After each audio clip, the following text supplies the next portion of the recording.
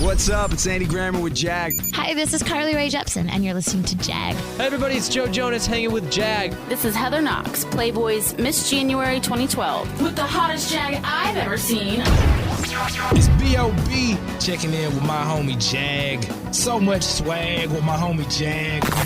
It's the Jag Show Podcast. Welcome into a special edition of the Jag Show Podcast. Hopefully you are safe and healthy. Hopefully you are staying at home. Unless you're, of course, an essential worker, in which case we thank you for the sacrifice that you're making and the work that you're doing. Now, with most of us at home and practicing our social distancing, podcast recording has gone remote. Now, previously, I have a mobile studio that I would bring to a client's office, record in person with them. It's always great to be in person for any kind of a conversation. But where we are right now, as I record this on March 25th, this is not an option right now. It actually got me thinking that if we are going to deal with this awful global pandemic, in a way, it's almost better that it hit now as opposed to 10 or 20 years ago because of the technology that we now have available to us. Even if we're stuck at home, we're able to stay in touch with each other thanks to Zoom and Google Hangouts and FaceTime and Skype and all those sorts of programs. If you're recording a podcast, though, those are not ideal to record. If you need to have a conference call with your coworkers or a family Google Hangout, that's fine, but they don't record at broadcast quality. If you do want professional quality audio, I do recommend a website called Squadcast. In full disclosure, I am a referral partner with them. My referral link to their website is in the show notes of this episode. Squadcast actually records at a higher quality and records locally on each person's computer and then uploads it. So if you have any internet buffering during your call, that's not in the finished product. If you don't want to spend the money on Squadcast, it's $20 a month.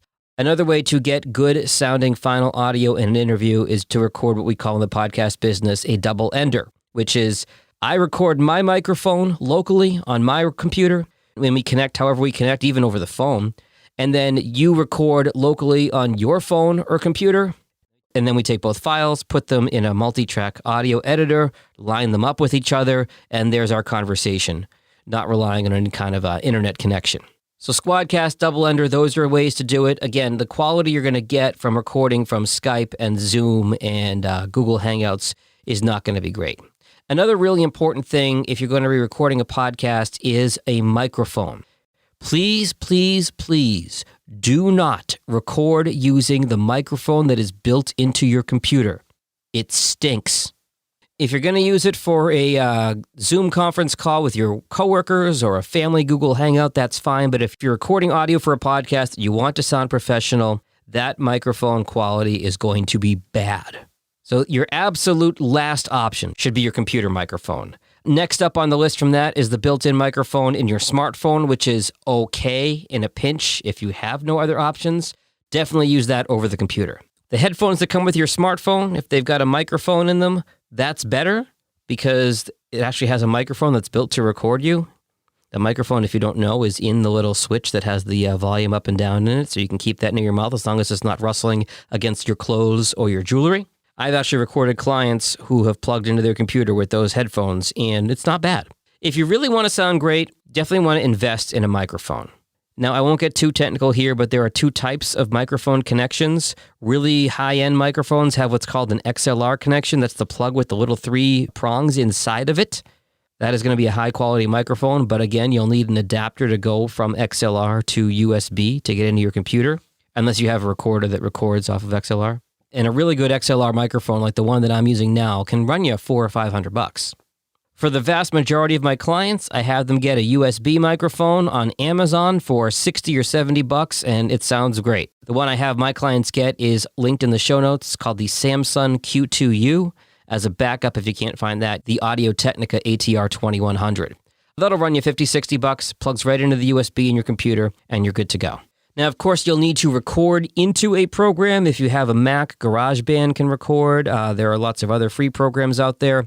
But if you really want to do some solid editing, I've also got links in the show notes today to high-end editing programs like Pro Tools and Logic, my preferred program, which is Adobe Audition, formerly Cool Edit. There's also a lot of other ones that are geared toward podcasters like Hindenburg, Alphonic. Audacity is a free program that I know people either love or hate. I personally don't like it, but I know people that absolutely love Audacity. And the best advice I ever got about the software you're going to use your DAW, digital audio workstation. The best DAW is the one that you're comfortable with. So play around with these. Most offer a free trial. See which user interface you like the best and use that. So have a microphone, make sure your guest has a microphone, and have something to edit it with.